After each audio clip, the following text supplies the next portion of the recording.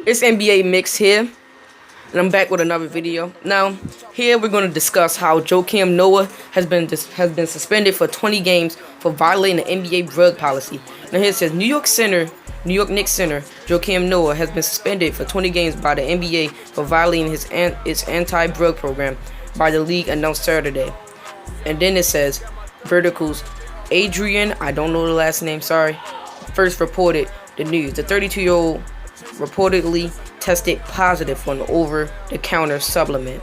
So, with that, what it basically is saying that, he tested positive, but he just violated, he just violated the program that he was supposed to go to. And it says, it shows you his stats: 5 points per game, 8 rebounds, 2 assists, barely 1 rebound, and barely 1 steal. And he plays 22 minutes per game. So, that's pretty good. And then they said that for a 4-year deal was a guaranteed contract of $72 million in 4 years. And New York's prior to 2016 and 2017 campaign will start serving the suspension when he returns from the injury next season. So, my mic had cut off, but,